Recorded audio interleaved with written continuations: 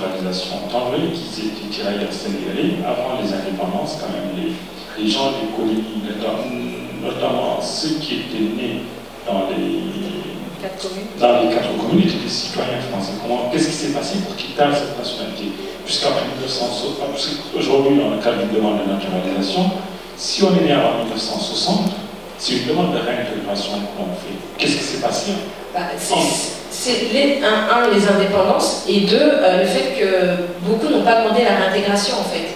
C'est-à-dire que quand il y a eu les indépendances, ils n'étaient plus français, ils avaient la possibilité d'être réintégrés, mais certains ont fait la demande, d'autres n'ont pas fait la demande. Certains avaient au début décidé de rester dans leur pays d'origine, donc du coup pour cette situation-là, le Sénégal et Dakar, et se sont rendus compte au bout d'un certain nombre d'années qu'ils n'avaient pas de travail, que c'était compliqué pour eux, et ont donc décidé de revenir en France. Mais sauf que comme ils n'avaient pas demandé la réintégration à l'époque, elle n'était plus valable après, et du coup ils sont repartis en fait du néant, en fait, ils sont repartis à zéro, et ils ont dû refaire leur démarche complète.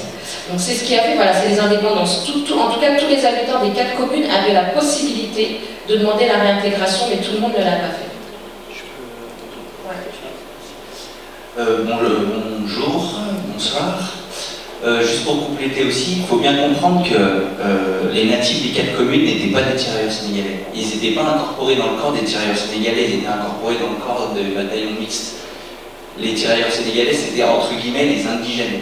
Donc de toute façon, la question ne se pose pas pour un natif des 4 communes. Ils étaient eux intégrés dans d'autres corps de régiment. Ce qui a d'ailleurs posé énormément de problèmes sur le terrain à l'époque, parce qu'il y avait par exemple certains qui étaient cousins ou de même membres de la même famille qui étaient nés à 10 km l'un de l'autre, ou même à moins de ça, et qui du coup l'un était incorporé dans un corps, dans le corps mixte, donc de l'armée française, et les autres dans le corps des tirailleurs sénégalais, donc qui n'avaient pas du tout les mêmes traitements. C'est-à-dire que les tirailleurs sénégalais, pendant la Seconde Guerre mondiale, quand ils étaient encore en Afrique, ils mangeaient en général une fois par jour de la bouillie de maïs, ils étaient torse nu, la plupart étaient pieds nus.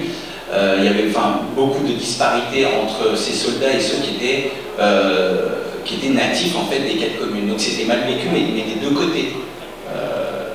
J'ai interviewé des gens qui l'ont très, très mal vécu à l'époque. Voilà, juste pour compléter.